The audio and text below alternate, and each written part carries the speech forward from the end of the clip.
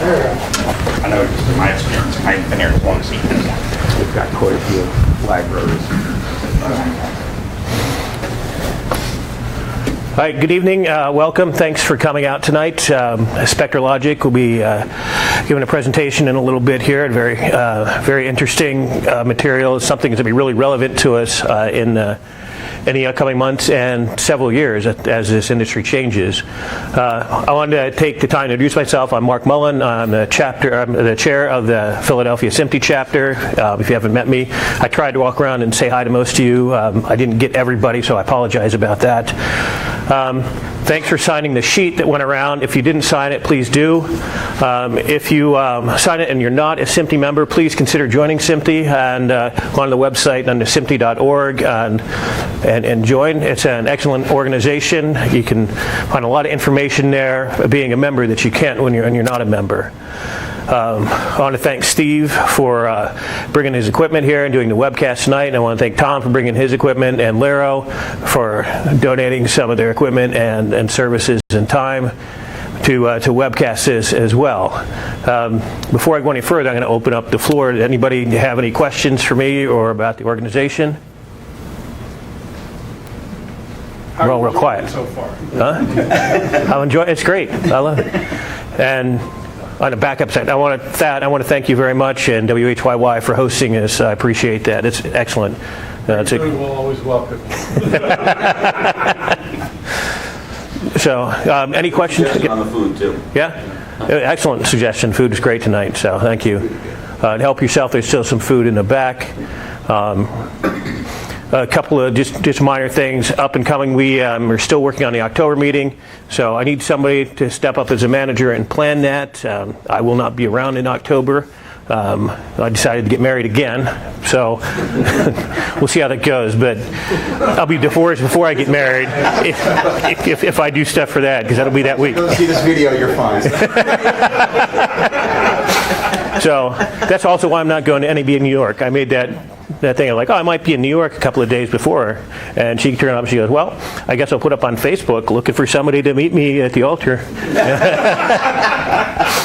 So, anyways, that being said, let me see where I'm talking to a couple of people. One is the SRT Alliance, and that stands for Secure Reliable Transport, and that's about with webcasting from point to point or point to many points. And that was High Vision and Wowza started that, and it's now an open source. A couple of guys are just coming back now, or just on their way. They came back from IBC, so I'm waiting to talk to them to set up possibly for a November meeting on it. Another meeting that I'm looking at is Fuji might come in and do something on a couple of their lenses. That might be a different or a non-Philadelphia location, or it might be at a production house somewhere in the suburbs or outside of it. I don't know yet. If anybody has a suggestion on on a technology or a company that they would like to see present, please reach out to us, any of the SMPTE managers, and make that suggestion. Those of you who are SMPTE managers, please step up to the plate. Let's try and get October finalized, and let's work on December and January and try and get this ball rolling. And I apologize, I didn't really get to meet too much of you guys here. What college or university? You're with Temple, okay. So, okay. Well, thanks for coming out. And if you want to start a chapter, I started one at Millersville, and it's tough. It's not an easy process on the university side or on the SMPTE side. You got to kind of work together to try to do it. So if you want help or anything with it, feel free to reach out to me, and I'll help you. And I can say my chapter at Millersville is struggling right now because of the students, and it's something that they have to run it. It's not we as staff, faculty and staff can advise it, but the students have to run it. And it's in the beginning, it's a very hard process, and until it gets up and running and smooth, it'll be tough. But we welcome your students, anytime. So I appreciate you coming out. So, anybody else want to say a brief message?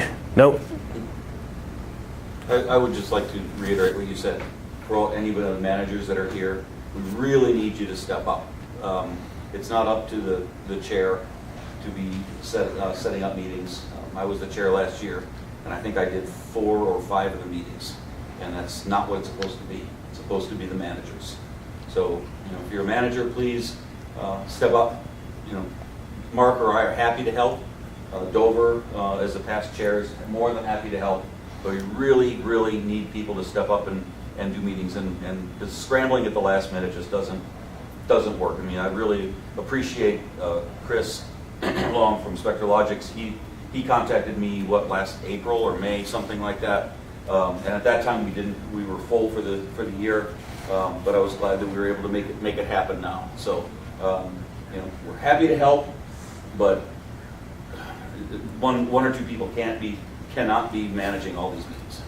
And these meetings are for you guys. I mean, this is why we're together. It's that you want to learn about the technology and aspects of the industry. And I also want to thank, there's a couple of guys here from local SPE. Thanks for coming out. Appreciate it. And that's another thing that I'd like to see continue is working with SB 18 and SB 41 up in the Harrisburg, Central PA area, and trying to help both organizations grow, because we're both struggling, trying to increase membership and provide quality programs that are interested, people are interested in coming. So thanks again for coming out. I'm going to turn over to you guys here, and you have the stage. Thank you very much. Appreciate the opportunity. Mark, pardon me. Yes, sir. Do you want to grant let people? Oh, I'm okay. Sorry. No problem. Okay, before we do that, and I guess Steve with the camera, can we just basically quickly introduce yourself? Again, I'm Mark Mullen from Millersville University and the chair of the Philadelphia SMPTE. Hossein ZiaShakeri with Spectra Logic. Chris Long, Spectra Logic. Fred Pilgrim, I'm with WHRY. Greg Hecker, Comcast. I'm Taya Rabbits, Comcast. Eric Silverman, retired. Brady Genetic for the Reunivision. Tom Ackerman from Miro. Steve Tanzinski, Laurel Video Productions. WMIG Studios, Bill Gellhouse. Al Egner, and I'm retired. Randy Wilson, Presentational Tech Services. Michael's Diversified. Jim Lane, AC Video Solutions. Ed Kirk, WHRY. Paul Keller, retired. Dan Leatherwood, Temple. Belle Bazzotti, Temple. Jim Root, The War Digital. So thank you all. And now I really will turn it over to you. Thank you. Thank you. Give me the microphone.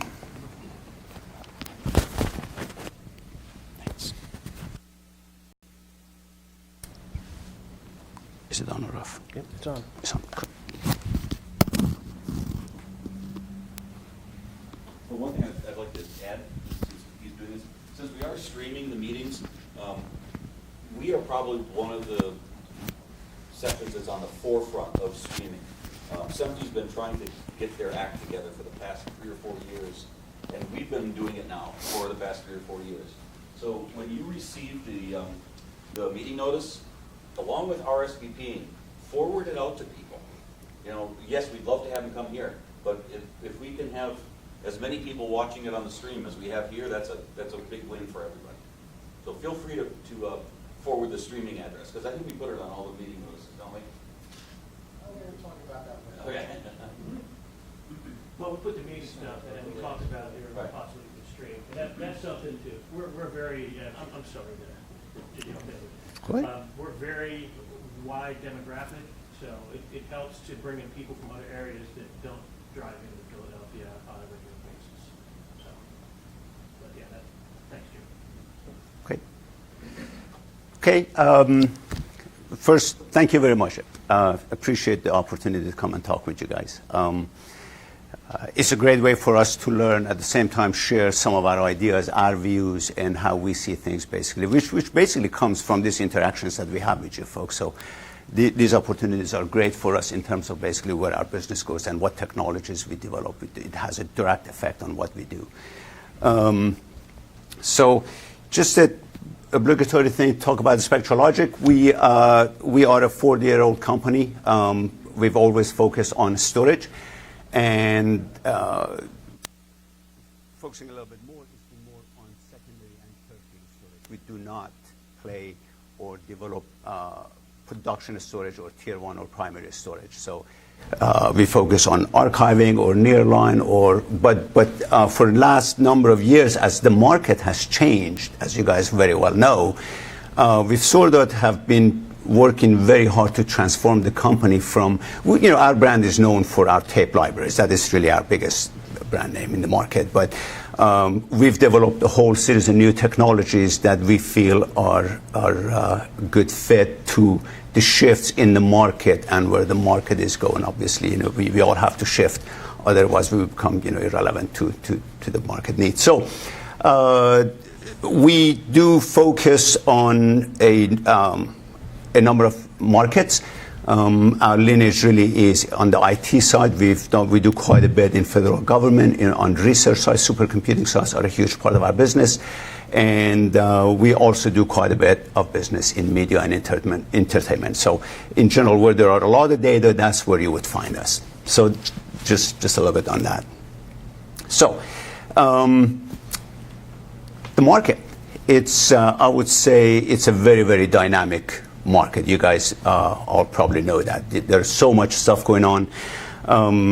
As you guys know, probably these days one of the hardest things that everybody's talking about is basically a transition into IP. IP is an interesting thing because if you think about it, IP actually has been used in a number of different areas for many years. If you look at it in terms of like storage, IP actually as means of transfer have been used for many years, at least over the last 10 or 15 years, where we shifted from analog to digital. It's been there. The other area that IP has been very heavily used basically is in distribution. That has been a number of years used, with the likes of Amazon or Google or other ones have been used. So what we're talking about IP basically these days is really SDI to IP in terms of, that's for production or remote production or what have you. So that's one of the things. But there are other things you guys has your mind basically very busy. That's, going to Ultra HD or going to immersive technologies, like AR or what have you, or targeted ads. There's a lot of stuff that are in your mind. And then on top of all that, you have basically storage and you have cloud. And how do you manage all of this stuff? So basically what we're going to do today, we're going to talk basically about the storage part and how we can at least address tonight that part of it from our perspective. So I wanted to also add a note saying that basically what we have and what we're proposing here and what we've shared with many is based on the experiences that we've had and what we've learned from market and the needs. So the other thing that I wanted to share with you, we talk about technology, but for us to connect some of these topics to an actual project and all that, so I'll use some of this, couple of slides on the Spectra Logic solutions and how we've addressed some of these, just to give you a heads up. It's not a product push, but it is actually to connect the two. So with the changes in the market, basically, there are a lot more competition. The competitive landscape has changed quite a bit. It's very dynamic. There are a lot of players that are very, very savvy on the on the IP side, on digital world, and all that. And at the same time, the market basically has come. The new players that are in the market, the likes of Google, the likes of Amazon, and all that. And that just makes the whole challenge of attracting basically viewership is a huge thing. So, and these guys are quite often very, very good. They're very efficient. They're very agile. And they're experts in the IP world and everything around it and efficiency. So the traditional broadcasters, basically, it is a new environment. There's been a lot that have been learned, but there's so much more that needs to be learned. And efficiency and agility is basically the name of the game. And in order to bring efficiency and agility, basically, automation is the name of it. Anytime that you can take things that are repetitive or things that you can throw intelligent into it and automate it in a proactive way, then that brings agility and what have you. So we're going to, some of these conversations that we're going to have, around those and what sort of storage infrastructure will help with that sort of stuff. And of course, we still have to deal with the amount of storage that is being created, because really ultimately it's the amount of content that you have and how you stream it in today's world, and multi-streaming and over the web and all the competitive things that you've got. You have to, we create more and more, and we have to manage them in the most efficient way where it is generally available But at the same time, you have to have tools. You have a lot of assets from the past, and you want to be able to monetize or reutilize that information as well. So all of these come together basically into this conversation. So, what I thought would be appropriate is to take a moment and go through the history of storage. Basically, when I started somewhere about a long time ago, 40 years ago, I actually was a design engineer on storage. I designed memory, but at the same time, storage, where for the first time we had hard disk drives, and we were trying to make them bootable. But during those times, and it's still relevant, storage, was block-based. So the applications had in this model, basically, they have direct access to the content that is on the disk platter, in bytes or in blocks or what have you. And that is basically what gives the performance to the application. That's why certain applications like editing or conforming or rendering and all that, it's best, this storage, fits that need quite a bit. But with that comes complexity. You have a storage, you have to get a file system, and there's a lot of other stuff that you have to manage above that. And typically, these are direct attached, like SCSI or Fiber Channel or what have you, or iSCSI, and it makes it more complex and more pricey. So you want to minimize the amount of this. Then at some point, it was too complex, and people also needed to share the content. One of the things that block storage didn't easily do is the ability to share the content with other peers and what have you. So they created storage gateways. But that became more complex, so the industry basically created network-attached storage. And it makes it easier to deploy, they're lower cost, and it also provides the means for sharing of content, files, or data that resides on them. You have them on the network and everybody has access to it. But that sharing was limited to an environment. You couldn't broadly share it outside of that. We're going to talk about that a little bit more. But the cost of this typically, cost came down on this. We know all about that. Network Appliance was one of the early players in that, and they really made a significant change in the market. And one of the issues, with this technology, NAS, has been used, up to this point quite a bit on large amount of files, environments where they have a huge amount of data. They use these things, but the file system and this storage, basically, it hits limitations on the number of files that you can have in there, because at some point the tree structure that takes you down to all these files and all that, it becomes too large and too big and too hard to find, to remember where things are. So there has to be another solution. The other thing is that with the file-based storage, there are typically an upper limit that this file system can handle. So at some point it overflows and you have to come up with something else. And that's where industry basically has created, object storage.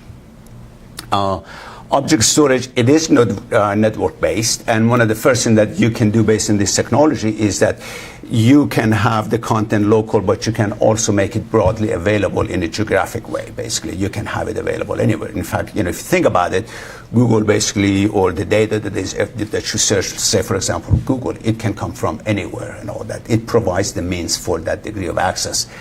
But one of the biggest thing about this is also the flat structure of object storage. It allows you to really scale it. It's flat, and you can scale it to almost to any level. There are really no limitations to how big you can make this. And it is very easy to manage. We'll talk about that a little bit more, because it brings it provides for the inclusion of metadata that provides for searchability and all that. We'll talk about that a little bit more.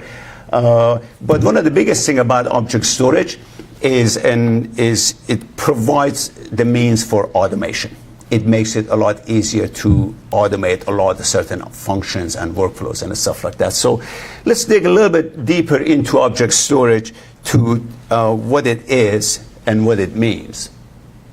So it is a great alternative for environments that have huge amount of data.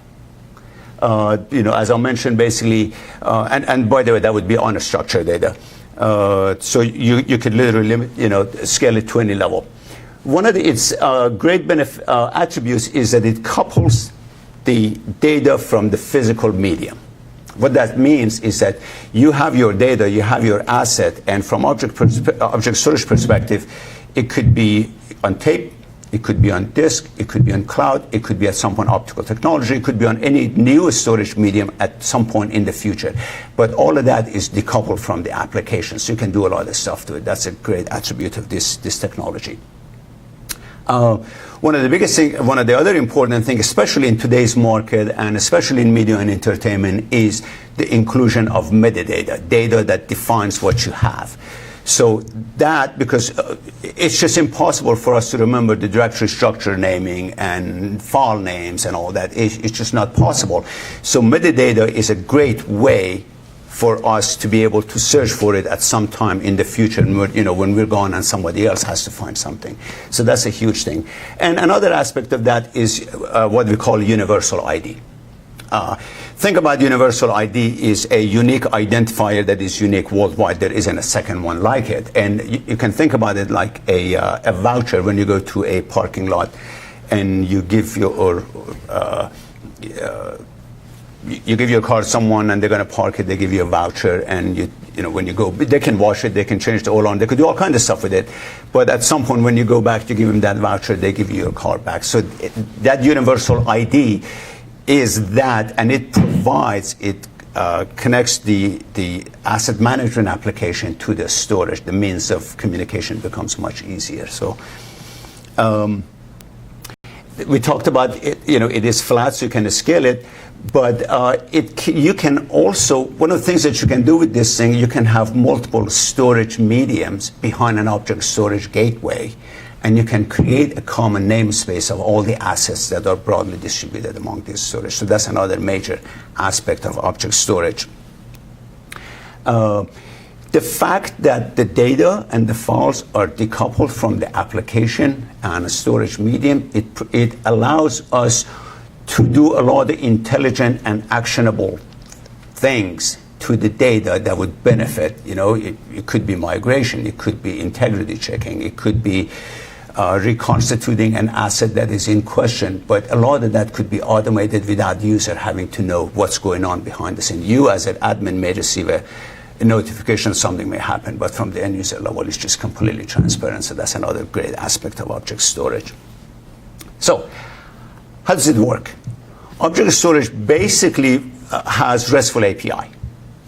On network, you got HTTP or HTTPS, secured HTTP. So it's basically network-based, it's web-based. And then on top, there's a superset of command, and typically very small number of commands that sits on top of that, basically, and that's how you communicate. So it is very easy to integrate with applications. It makes it very easy to automate. These are very, very important aspects of this technology. The way it works is a client-server model. So a server basically hosts the content, and a client of being an application or a set of applications and all that. By the way, it is a multi-tenant platform, so it provides the means for many different applications to simultaneously talk with it. The whole web runs basically on this technology. So that's how it works. And then gateway and appliances are basically how this technology is developed. So typically you have a server with tremendous amount of software that runs on it, and it is an appliance or a gateway or something, and then it manages everything behind the scene. But it becomes a single portal to a whole amount of storage, again distributed over different storage medium and different storage locations. So that's what object storage.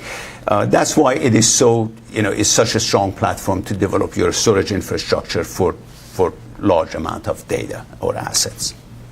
So if you look at today's media and entertainment environment, quite often what you do, you find quite a bit of storage, islands of storage. And this storage could be in different places, different buildings, different departments, different group, maybe different projects, but quite often, for automations and all that, you move files from island, to island, from volume to volume for different applications. That becomes inefficient, and it also, bogs down the network and what have you. So it is difficult to manage and cumbersome and to automate, really. A lot more sophisticated tools are needed to do this sort of stuff with that model.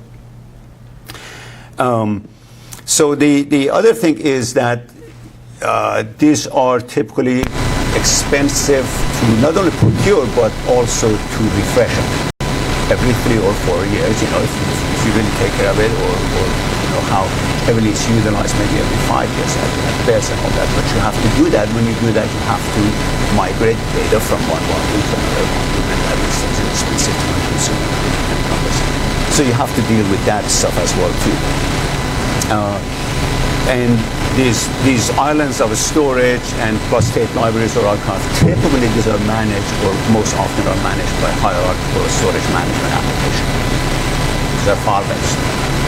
So again, those issues of file system basically come into the picture with these things, and it is yet another vendor with set of volumes and tape libraries and everything to be managed, and that's where the complexity comes. And today is where you look at it with everything that is going on, with shifts in the market and all that, with cloud and AI and all this other stuff, they really don't lend themselves well with today's needs, today's shift, today's changes. So when you look at the HSMs, as we mentioned, they're file-centric, and they have also limitations in size. Like file system, you will have those limitations. And they often also, one of the biggest issues with these technologies are they have proprietary file system on the back end, meaning that you have to have that HSM in place for you to be able to access your assets sometimes in the future. If that application is not there, the files, that your files or assets are not accessible. So that's one of the biggest issues oftentimes find with this HSM application. And these are typically very difficult to create automation, and they don't give you the freedom to quickly adapt to the shift and changes in the environment. So with that said, we believe that basically the beginning of the end for HSMs basically are something that we're beginning to see. We believe that a lot of these will be basically displaced with object storage. It's just a matter of time, and I think it has pretty much started. So, and the reason that change is happening, we've already seen it. We've seen the consolidations in the market. You guys have seen it. Many of you guys have these. But the ultimate thing that is needed in today's market is truly efficiency. How fast, how quick can you be to change things? And we were talking to a couple of you folks and all that things change, the workflows change, and as people come and different management come, there are different needs for different workflows, different business model. And you need a platform that can cope with that, and you can easily change the workflows or add or eliminate something. So the cost containment is another aspect of this whole thing. We all know it. We can say cost containment is about predictability of cost, what you have now and into the future. And one of the issues, typically with HSM is that the cost model was based on licensing. How much capacity you have that they manage, how many tape stubs you have, how many tape drives do you have, do you want to do migration? All of that stuff basically, that adds to the cost and make it more complex. So, and then the other thing is that these days in a lot of organizations, I see some large organizations here, the broad content availability across geographic locations and all that, that's a huge thing. So whatever storage platform is going to have to deal with that, it has to cope with that, it has to provide for that. So that's another aspect of this whole thing, why, this industry. And if you look at it, we deal with a lot of large, cloud providers and large enterprise. We truly see all of these things. This is truly the case. So so based on that, we believe that the future of storage is really more of a two-tier model. It is a tier. It is a model that we feel it will address the needs of the market into the future, and it is all truly based on very heavily on object storage, but also file storage. So let's look at it this way. The way we see that the two-tier, one is a production tier, and the other one is a perpetual tier. Sometimes we call it project tier, but pretty much anything that is in development and all that belongs to, the project tier and perpetual tier. Anything beyond the point where it's finished, and even the raw material and all that belongs to this. It's a model that can work for on-prem. It's a model that can work for cloud, and it's a model that can work for hybrid model. So, what the workflow is and all that, the most important thing is that the model provides the means for different workflows based on the needs. So, this is just one model. You could create different workflow models for it. So, what is basically the production tier?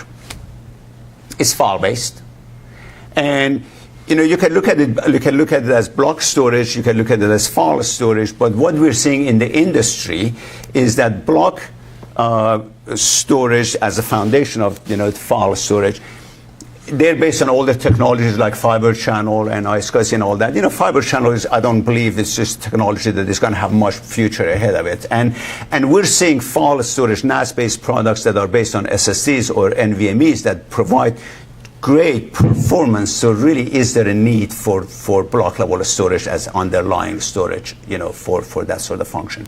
And we're seeing a whole series of companies that are coming out to the industry that are NAS based, but they are based on NVMe, and the amount of performance that provides is incredible. But anyhow, it is used for a work in progress. You edit on it, you render, you conform, but pretty much once it is done, you want it off of this storage. There are other things. There are other functions that traditionally has worked on this storage, like transcoding and streaming of proxies. But what we're seeing is that with the higher performance disk behind the object storage gateways, they no longer need to necessarily have the proxies on expensive production storage. You can stream, those are smaller files. You can stream them out of out of object storage.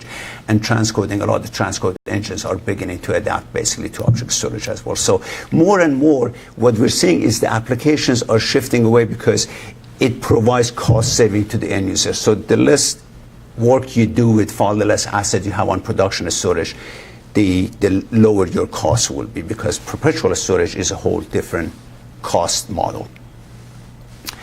And anyhow, so the work, once you do the work that is done, it needs to go to what we call a perpetual storage. And what is perpetual storage? It is object-based. Everything that we talked about up to this one about object storage, everything comes into play for this.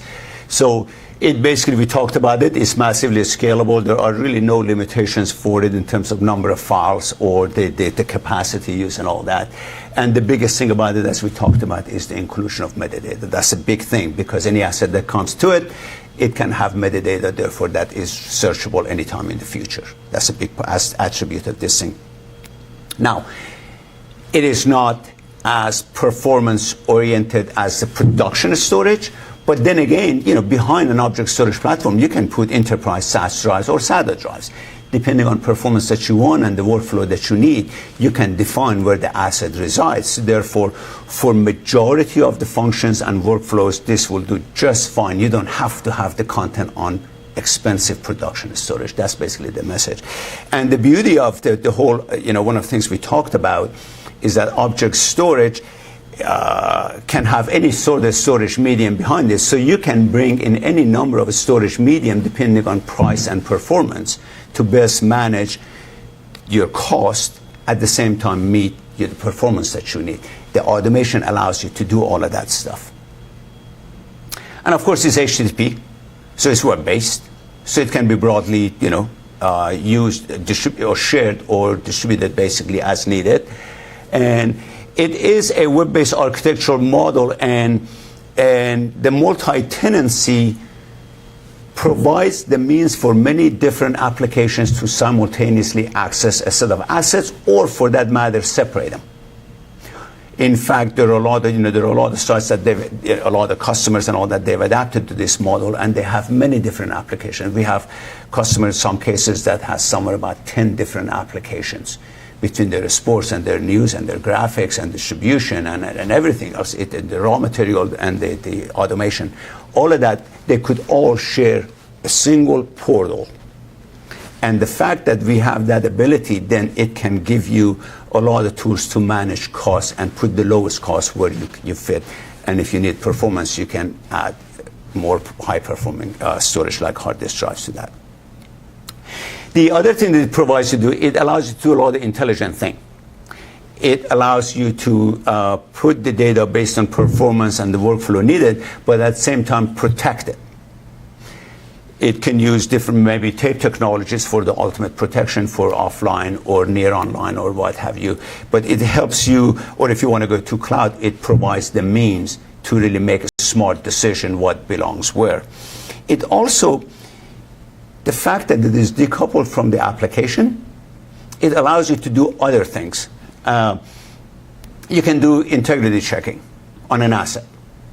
And if you have multiple copies of it on object storage platform, if it finds that a particular file's integrity is in question, then it can, without affecting the application or the end user, basically reconstitute an asset from another location, maybe from the cloud, maybe from a tape copy, maybe from a remote site, because it's all one platform behind the scene. It can reconstitute the asset. So it really protects the data over long term. That's a huge aspect of this thing.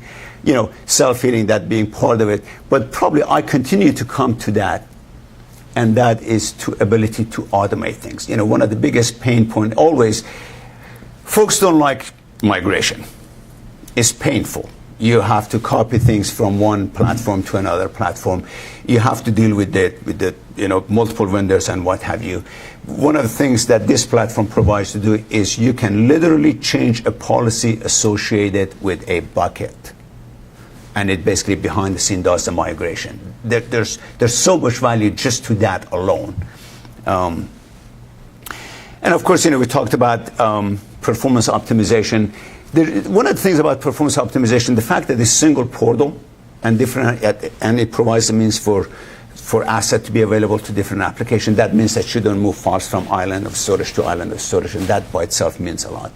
It's AI friendly. A lot of applications that these days in AI, whether it is in the cloud or whether it is on-prem, they have direct integration with this platform. They can talk to object storage. So that's another big thing that is hot item. Everybody's talking about it these days. It breaks the barriers between on-prem and cloud. Again, one of the storage medium behind an object storage platform can be cloud. Cloud themselves are in fact based on object storage. The whole Amazon and what have you is all object based. And it provides the means on how do you want to put the content in the cloud. There are different ways. There are many different reasons for folks to want to use cloud. It may make sense for one organization and not make sense for another organization. It really depends on business model and what it is that you're looking for. But there are ways that you can put the content in the cloud. If it's a DR model, you can just lump them all and throw it out there so that you can protect it with the intention that you do not go up and get data often, because that's where the cost is, right? It's always on egress. Or if they have workflows that requires integration with other application in the cloud for different cloud-based workflows, then files can be put up in the cloud in their original format and what have you, so they can basically provide the means for cloud-based workflows. So it also provides the means to manage runaway cost. Quite often when folks go to cloud, the users, they don't have a sense of the cost associated with that, and we've seen cases after cases where the cost basically runs away like crazy. So with the object storage platform, you can actually apply policies that would limit how much and how often you can get content out of the cloud. So you sort of put in certain filters in there so that you can control that. It just gives you all of those capabilities. Then, of course, the fact that it is multi-tenant, the fact that you can have many users that share it or what have you from different organizations or different teams and what have you, it allows for collaboration. Whether it is local or whether it is in a hybrid model, it provides for that. And then, I come back again to automation, the big aspects of this. And what we're seeing, as I mentioned earlier, that a lot of other functions are beginning to move from this, because you think about it, if you have to spend a certain amount of data at $1 a gig or 70 or 80 cents a gig for production storage, if you can minimize the number of functions or applications to use for that and take that dollar amount and apply it to something that costs 8 or 9 or 10 cents a gig, basically how much cost savings that will be. And as long as your performance expectations are met, really, why spend money here? Why not where your money goes much, much further?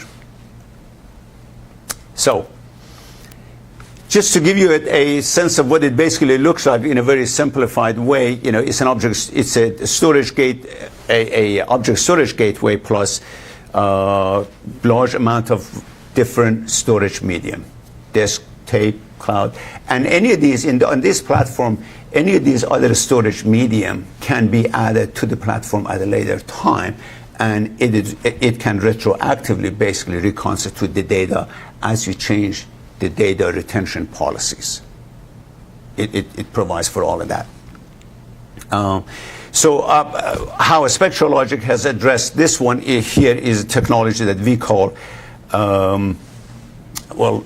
let me just go ahead and, these are basically all the points and the attributes that I discussed or that I shared with you basically on production tier versus perpetual tier. The way we've addressed this is a technology we call Black Pearl. And Black Pearl, basically, to make it very simple, is an object storage gateway. And there are means to scale this. And you basically can set up policies and you choose based on your need or what have you, different storage medium that will go behind it.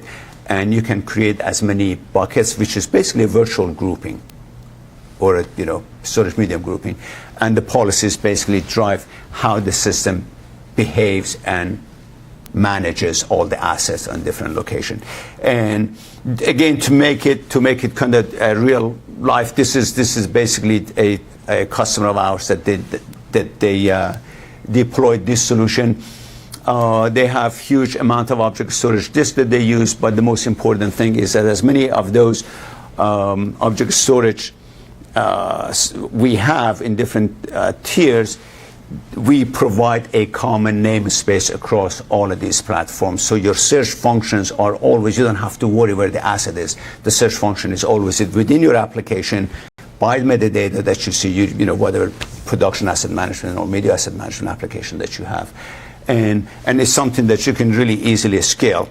And in this particular case, they have 7 different applications that shares and manages these assets.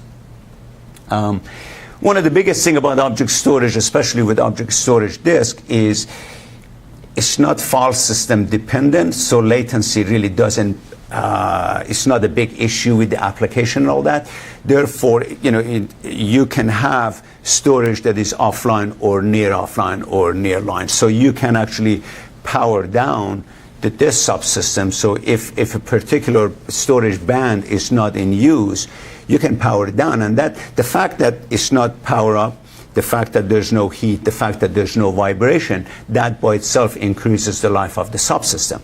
So the refresh cycle that often you would normally do in 3 or 4 or at best at 5 years, you can change, that can change to 7 or 8 years. So when you think about that in terms of cost saving, where you do not have to do migration every 3 or 4 years and you do not have to do refresh, that's massive amount of cost saving that comes out of this whole model. So that's another benefit of this. So object storage basically is what I'm here recommending everybody truly take a look at it, because all the applications these days, they can deal with object storage. If not even a Spectra Logic, I suggest that you become more intimate with it and look at some sort of platform because it truly opens up your hand. It truly provides for automation and efficiency and what have you. Now, everything we've talked about up to this point has been about managed assets. There is an application, and it knows where the assets are. It could be on, the infrastructure is set up that they manage basically the assets to be on production storage or on archival storage and all that. That's what we call managed. But in most environments, you also have unmanaged storage. There could be graphics. It could be still pictures. It could be the originals. Quite often, a lot of applications, there aren't good tools to bring the originals. Quite often, originals end up being orphaned, and what have you. Or quite often there are user files or other stuff where nobody knows really as they grow.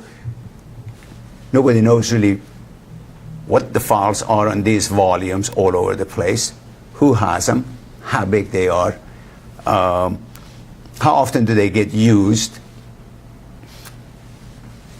And if you don't have the visibility to know what those files are, And these are large volumes. Quite often there are many disparate islands of storage everywhere. How do you manage them? So that's another issue that we see more and more. And we're beginning to see a lot of applications that are being developed in this to manage these. I was in Canada in one of the large networks there, and we were talking about unmanaged assets. And he said, Hossein, I literally have somewhere about 200 or so different volumes and disks all over the place. And there are multi-sites and all over.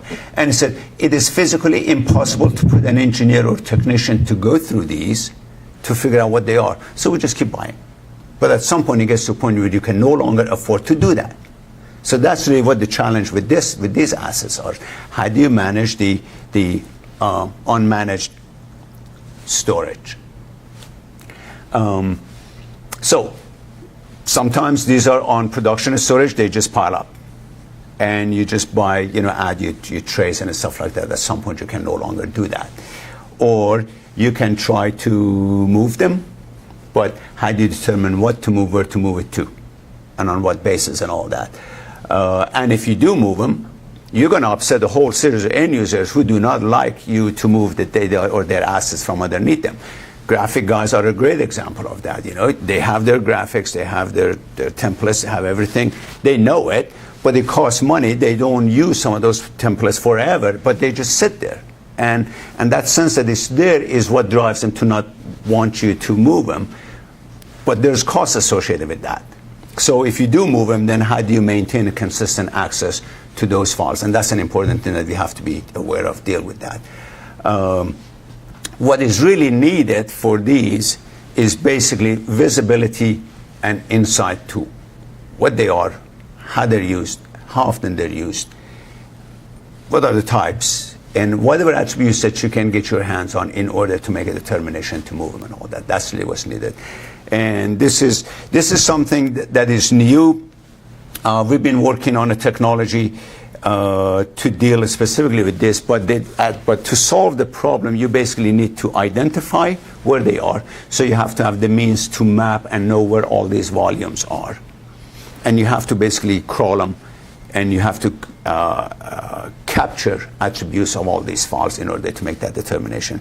The next thing is basically to provide policies based on these attributes to move them somewhere else. So that's another required pillar of this such solution. The third one is protecting them.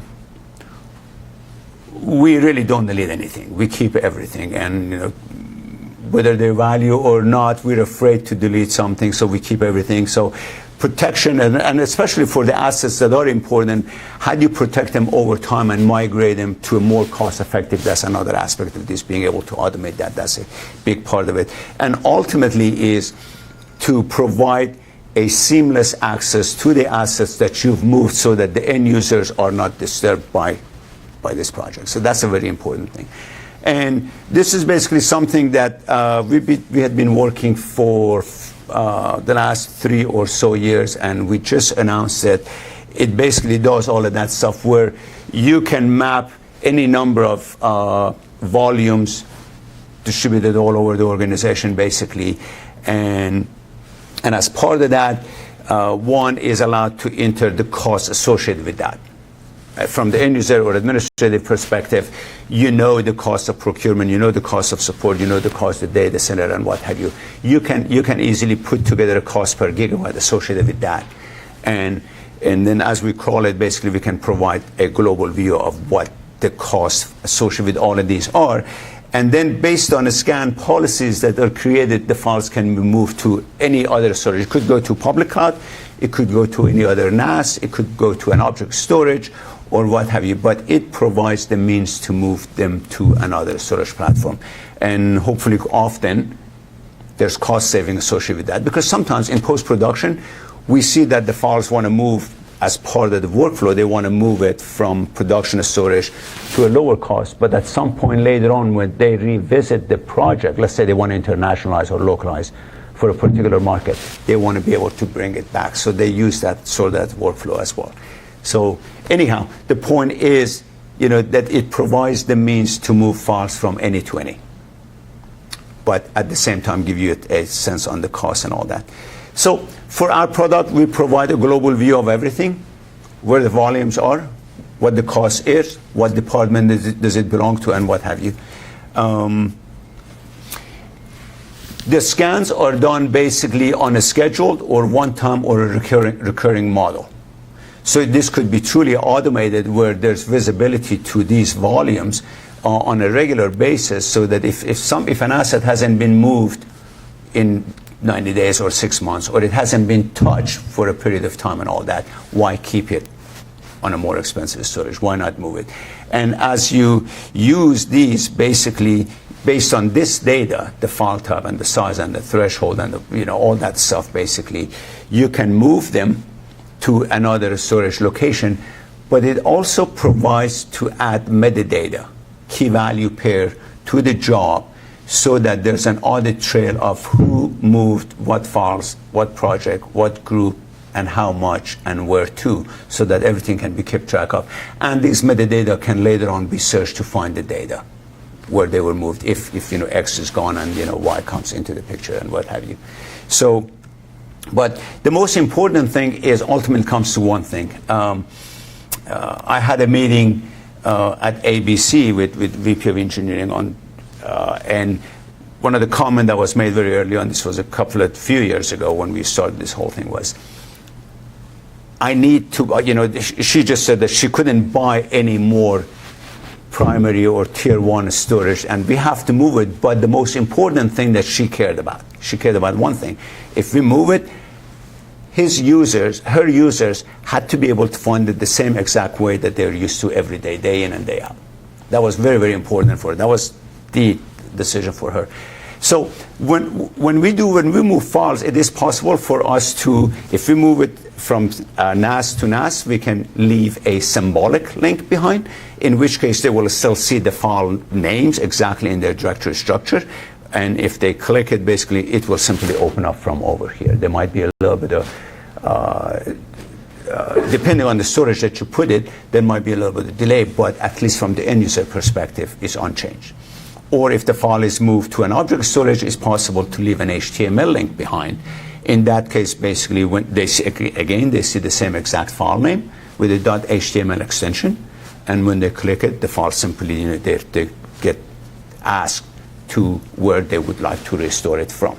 But the most important thing is that from the end user perspective, they have the same experience, basically, as they had their original. And when you look at it this way, then this provides a great mean to manage unmanaged storage. And what we're seeing is actually becoming more and more interested. A lot of MAM or PAM or DAM applications, they're also recognizing this thing, so they would, they want to have APIs so they can bring management of all assets into one umbrella, basically one application. So RESTful API again comes into picture in this model, and that's a big thing. So, and with these tools, it's possible for some environment that you move the files and remove them from the production storage or from one tier of storage. It's possible to copy them.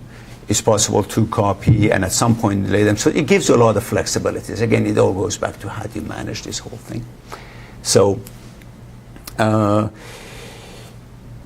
it is possible in this environment to make sure that the user level access remains in force as you move the files. So once you move them, you got to make sure that only the people who had credential to access it. So you have to be very conscious of that. And not everybody needs to be able to provide or do the scan or move files from tier to tier. So there are a lot of authentication and Active Directory implementation associated with this to make sure that the right people have the right qualification to do scanning and or file movement. So again, it's something that we just recently introduced, and I really truly believe that it's something that almost anybody that has data, basically, that becomes a usable tool. The final conclusion basically is there's a tremendous amount of data that is being generated, and we're creating more and more, and the trend is to create more content. And in order to manage all of these things, the problem remains the same. So the platform that we truly believe is really object storage. When you look into protecting data in perpetuity and all that, you want to be able to have all these flexibilities, and especially in this dynamic world that we live, basically, you want to have that flexibility. So object storage is the one that we as Spectra Logic, we basically suggest that customers, organizations to look into to manage their asset. That's really the ultimate message here, object storage. With that said, questions? So there's a lot of stuff that I shared here, so any questions, comments? Probably a very basic question, but I'm old school. So as you were talking about like the transition between file-based storage and object storage, how do you define the difference between a file and an object? What is a file and what is an object? Great. I would think that the object is still an asset that would have attributes of a file. Great question. Really, a file and an object are really the same because, a file doesn't change once you move it into an object platform. It's the same file. Nothing changes about it. It's just the way you access it and the way you search for it. An object basically includes metadata associated with it. That metadata is kept in a database along with the UID associated with it that says that file is defined or described by this metadata. That's really what makes it an object. So it's not based on a file system, but it's a database that keeps track of metadata and knows what that file is. How does the application make the distinction between the way metadata is set up in other applications? How does it discern that, and how does it level out the metadata so that it makes sense no matter what system you're pulling it from? So the common, if I understood the question properly, the common link between them basically is the UID.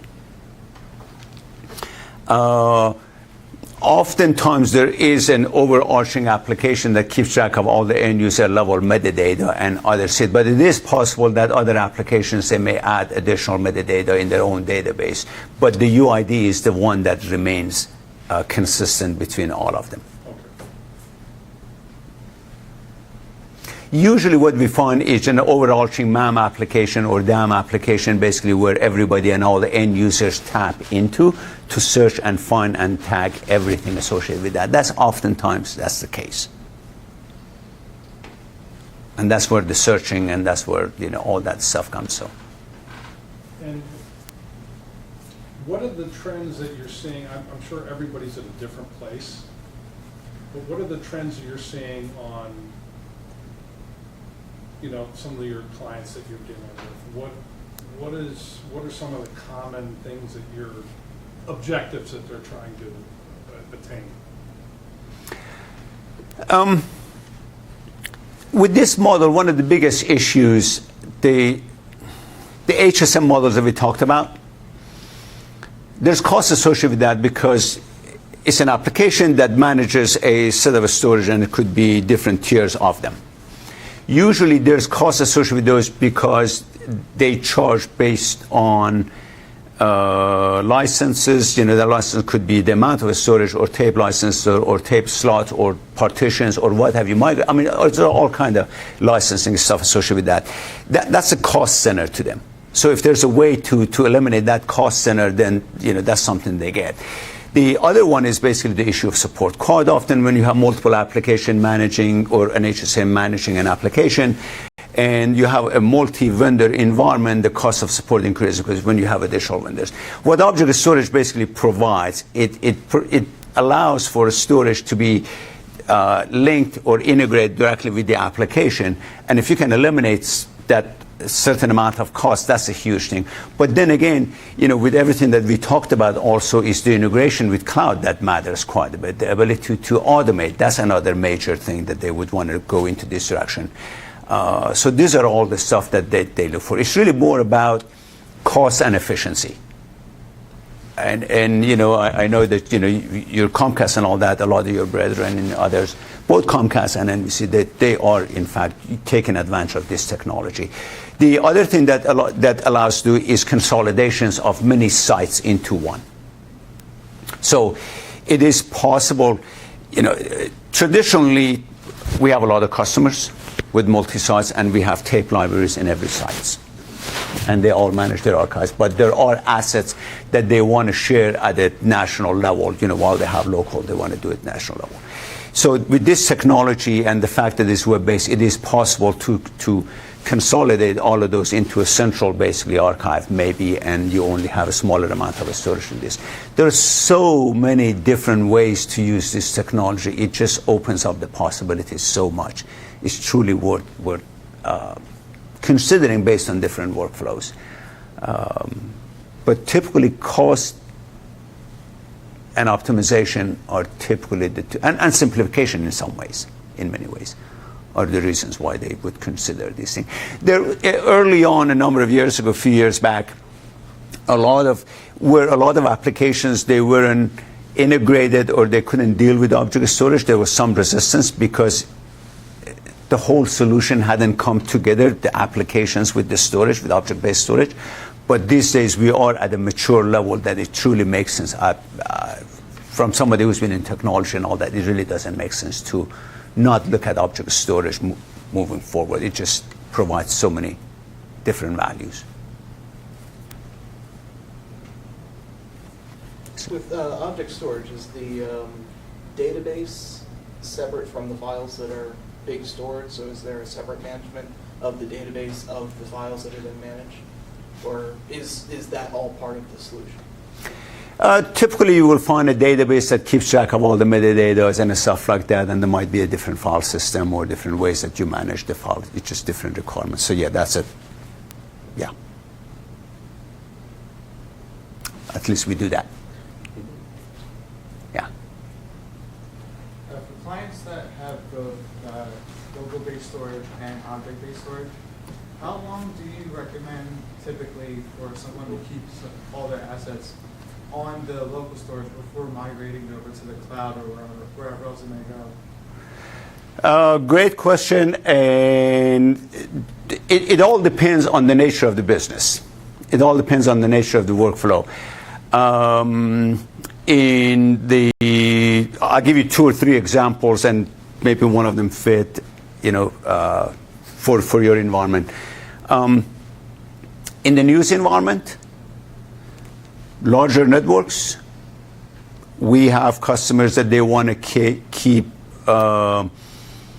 things in production, very short amount, but then all that, it depends on how important that the news piece of news is. But oftentimes, if it's done beyond the first few, because news has basically a life, right? An active life. So for that period of time, you want to keep it for a short period of time. Other than that, quite often, let's say after a week or after 10 days, as the news basically in value drops, what have you, they move it to a disk-based object storage, not tape or not cloud or what have you, because they know that it's very possible that they would tail end of it over the next month or 2 months or 3 months, that they want to revisit that. So in that case, they may keep it on object storage disk for a longer period of time. At the same time, create copies on tape. But oftentimes, it's very short. Once the asset is finished, it's really a matter of days or what have you. If you don't need to do one of those functions like edit or render or conform, or a stream, there's really no need to have it on object storage, on primary storage, because that is expensive. Utilizing object storage disk for majority of the function is a much more efficient, cost-efficient way of dealing with that. My recommendation is if, I don't know your environment, in case of a sport, it might be a week or 2 weeks, or certainly not beyond that. Typically in sports, they keep all the content associated with the whole season on object storage disk because they know they're going to reference it back and forth. They may even have 1 or 2 seasons worth of all assets on object storage disk because it still gives them, the most important thing is to have quick concurrent access to the asset when you want them. If it doesn't have to be streamed or edited, there's no reason to have it on production storage. That would be my recommendation. or what we've seen for most cases. It used to be so much easier to just keep adding bays of, storage bays and what have you. But really, do you really need to have it on that storage? If you can get that concurrent access on a much lower cost storage, why not just move it there? And all that with today's tools is very simple and possible to automate that. What prevents the universal ID that basically connects me with my file from becoming corrupted? Let me make sure. Yeah, so in other words, You're worried about your UID to become corrupted? Exactly, because if I have like so many different systems that are using that universal ID, what happens if something happens to that universal ID? What protects that number? Or a series of numbers and letters? So different vendors have different ways, but in general, it's a common practice. The UIDs or the database. The metadata is critical, right? By the way, I want to come back to that and answer that. There are multiple ways to protect that. But database itself, at least in the case of a Spectra Logic, we have multiple copies of it right on platform, mirrored. We also, if there is a tape behind the object storage gateway, we have a set of tapes that we copied automatically to it. We also ask to be able to create a copy of it on another network share somewhere else that is quickly and easily accessible and all that. If you have a cloud account, we also ask you to let us create a copy in there. So we provide that. But one of the things, especially with tape technology, if it is, if tape exists, then the assets that are put on tapes are typically, in our case, are LTFS. So system level metadata associated with that asset are also on that tape. So the worst case scenario is just a matter of loading the tape and reloading the table entry from that LTFS tape and rebuild the database. But the most important thing really is a common practice with databases, that you create multiple copies in multiple places on more genetically diverse storage medium to make sure that you protect that.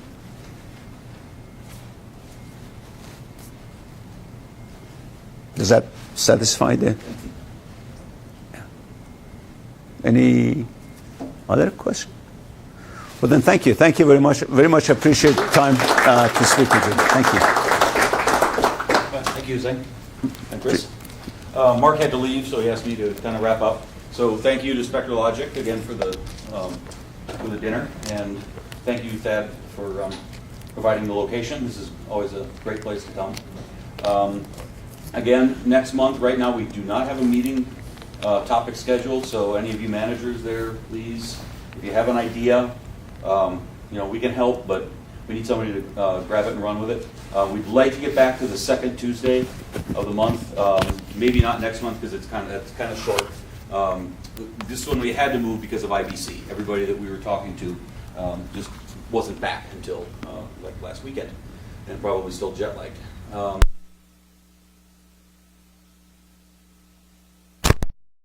Another one that I'm working on for probably hopefully early next year is, speaking of archive, is a lot of you know George Blood from George Blood Audio Video Film. They've moved into a new facility in Plymouth Meeting, and he's really looking forward to having us. Fort Washington. Fort Washington, okay. Looking forward to having us come out there, seeing his new facility, and learn about some of the projects they're working on, which are some pretty interesting things.